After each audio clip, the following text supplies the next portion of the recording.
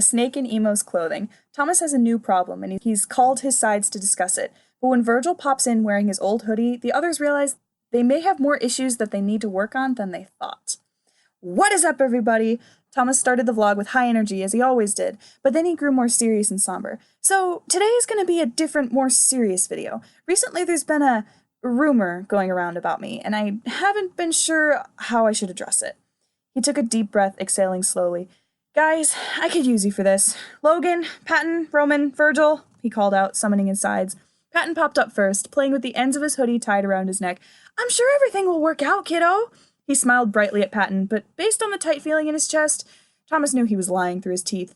Roman rose up next, a pencil behind his ear and a crumpled piece of paper in his hand. I'm working as fast as I can on a solution here, Thomas. Just give me a little time, he exasperated.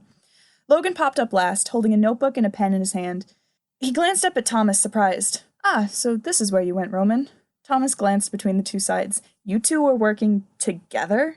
In this scenario you found yourself in, it is imperative that logic, he gestured to himself, is involved in developing a solution. However, it may be helpful to explain the situation to the audience in your own words. Thomas puffed his cheeks out, blowing a strand of hair out of his face. Sure, but before that, where is Virgil? He should probably be up here too. I'm already nervous enough about this whole thing. He's probably just in his room and didn't hear you call. Here, I'll summon him. Patton bounced on his toes and raised his hand to pull Virgil from the mindscape. Before he could make the motion, however, Virgil popped in out of nowhere like normal, but something was off. You're wearing your old hoodie? Logan asked, sounding incredulous. Virgil's eyes widened, and he looked down and pulled at the fabric to get a better look.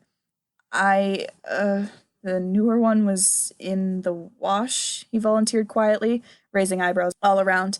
You guys have to wash your clothes? Thomas asked, confused. Roman shook his head as the others narrowed their eyes at Virgil. No, we don't. Come on, this is sad, even for you, Roman sighed. First the old cardigan, then the wrong tie, and now this? Really, why can't you just show your face normally? Virgil opened his mouth to argue, but Logan cut him off. Yes, it really would be much faster if you were to just reveal yourself now and make your point. I don't know what you guys are talking about. It's me, Virgil, the anxious side insisted, waving his arms around and gesturing wildly to himself. Come on, it's not good to lie to us. Why don't you just reveal yourself, Deceit? Virgil's eyes widened and his mouth gaped open. You think I'm that snake? He took a deep breath and gritted his teeth. I'm serious. I just took my hoodie off and then you called and I panicked, okay? That's it. I'm not Deceit, he hissed out, leading the others to roll their eyes. Sure, whatever you say. Roman rolled his eyes, clearly not buying it. He turned back to Thomas, nodding towards him. Well, it seems we aren't going to get our favorite storm cloud to show up, so why don't we just go on with the video? Virgil's head whipped around to all the other sides, and his heart sank when he saw that all of them were avoiding his eyes, instead focusing on Thomas. Go on, Thomas. Why don't you explain what happened, and we'll do what we can to help, okay? Patton encouraged, hiding the hurt in his voice. Thomas took a deep breath and nodded, trying to push away the idea that Deceit was in their midst, and he was refusing to admit it this time. So, last Saturday, I went on a date with an amazing guy. We met recently and really hit it off, and so we went out for dinner and a movie. Thomas was smiling, and a faint blush dusted his cheeks. It was perfect. He really liked what I do, and he was super fun to talk to about his job, too. And Thomas giggled, thinking about how the night had ended. Then his smile dropped, and he twisted his hands together. On Sunday, I got tagged in a Twitter post. Someone had taken a couple pictures of us together that night.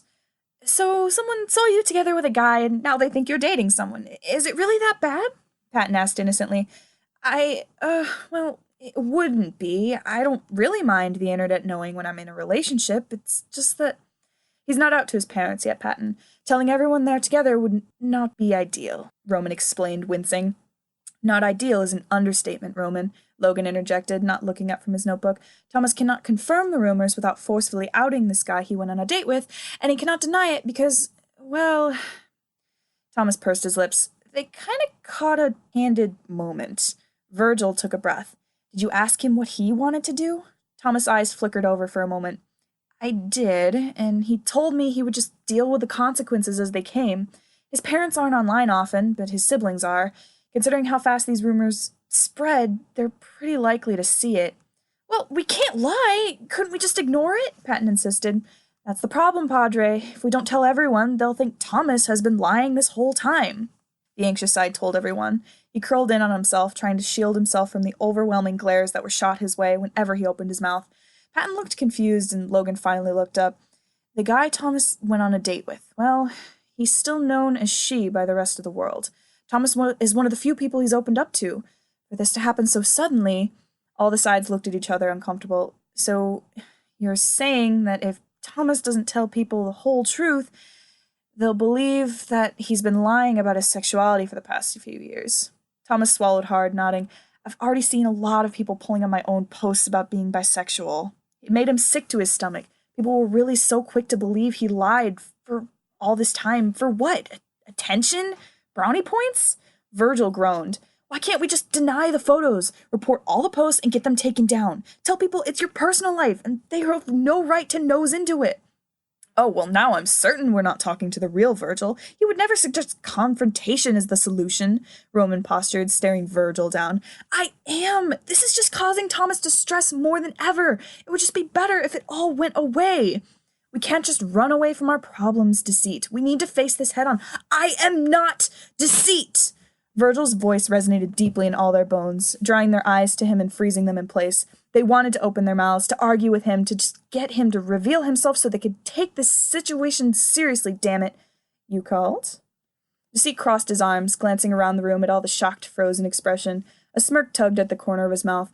Oh, was I not wanted at this very moment? Roman's eyes were wide, and he was looking back and forth from Deceit to Virgil. So, you weren't really...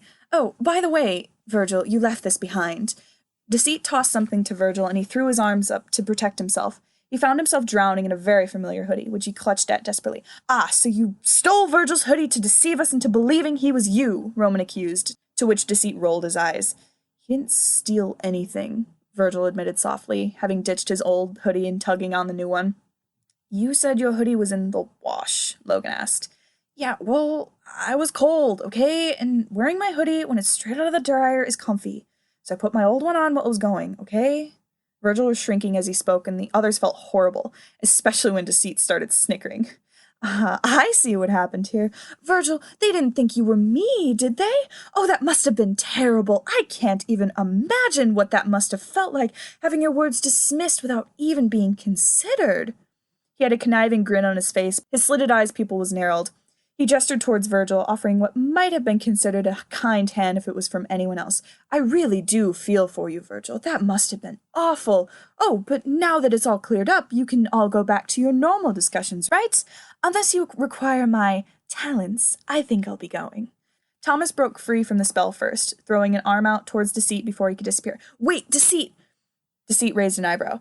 Since you're here, you know what happened, right? The snake-like side paused for a moment, examining him up and down. You kissed your date, and someone caught a photo of you, and now you're debating the best way to deal with it without hurting his feelings. He summarized succinctly, while sounding distant from the conversation. Thomas nodded. What do you think I should do? Deceit narrowed his eyes, trying to determine what he was playing at. You don't really want my advice, he said, not sure if he believed his words. I want to consider them. That surprised him. Deceit straightened his shoulders, glancing over at Patton. Feelings of others aren't really my strong point. Why don't you ask your morality? You should know, he taunted. Deceit knew perfectly well that he did not know. None of them knew. He didn't know either, though it wouldn't do for any of them to know that. What do you value more, the opinions of millions of anonymous individuals online, or the safety and comfort of your date? He asked, as it was easier to turn the question back on Thomas than to try and come up with an answer himself. Thomas pursed his lips. I don't want him to think that he has to push himself to come out just because someone didn't respect my private life. Pictures are blurry at best, and they're always from behind him. His hair hides his face, so if I don't tell anyone, he doesn't have to come out until he's ready. Patton had an odd look on his face. But wouldn't that mean you'd be lying to your fans? Thinking logically, Thomas has more to lose if he forces his date out of the closet. Not addressing these rumors affects very little, and there are only select few who are insistent on believing Thomas has been lying to them. His most dedicated fans will not push Thomas on this matter, especially if he explains that he'd rather keep this part of his life private. We can get the photos taken down and tell people we don't want to talk about them, Virgil added. We wouldn't be much of a knight in shining armor if we made him come out like this, Roman mumbled. Deceit looked around at all of them. Taking the responsibility onto yourself is only a temporary fix, especially considering your precious little storm cloud isn't likely to take this well. He gestured to Virgil, who was already feeling the stress bubbling and churning in the pit of his stomach. He sneered at Deceit, not caring for him to point it out. Then the lying side looked down, pretending to inspect his nails through his gloves. But if you truly want to bear that, then I have nothing more to say to you. A lie. Deceit had a million things to say to his host. He wanted to scold him for always bearing the burden, for taking the stress on himself, for breaking himself down so the others can stand on his own. But this was truly what he wanted, so there wasn't much Deceit could do. He hadn't been wanted in this discussion, and had only appeared by a mere coincidence. None of the sides wanted him here, so he sunk out, leaving Thomas to finish the video with the others, the main sides, the ones he actually took advice from, the parts of himself he actually embraced.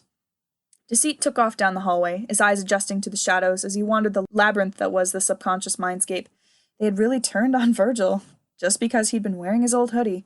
Deceit smirked beside himself. How cruel was it that they were so scared of taking his words to heart, that they would so easily turn on one of their own?